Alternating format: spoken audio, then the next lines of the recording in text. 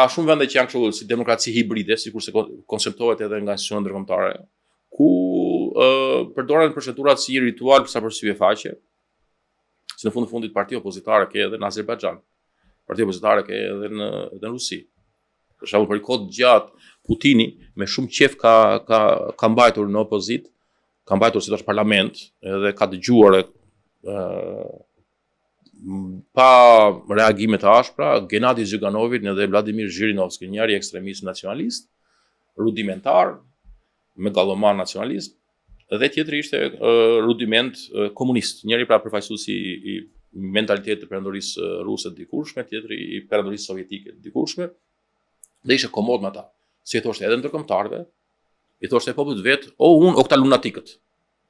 Çu ka bërë Rama për kohë gjatë, o unë ose Berisha dhe Meta.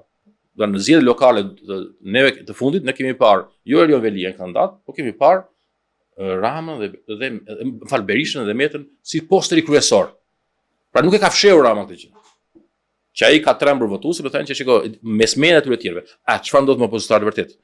Nëse shikojmë çka ndodh me opozitatin çka ndodh me opozitarët e vërtet në Rusi, ata ja vrarë.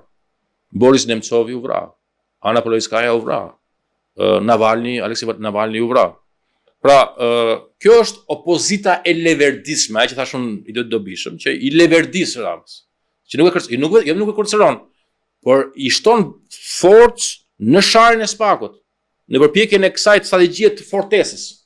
Nëse Rama ndërton fortesën, disa prej muratorëve janë opozitarët, cilët janë më të zëshëm kundër Spakut, se sa janë kundër abuzimeve të qeverisë.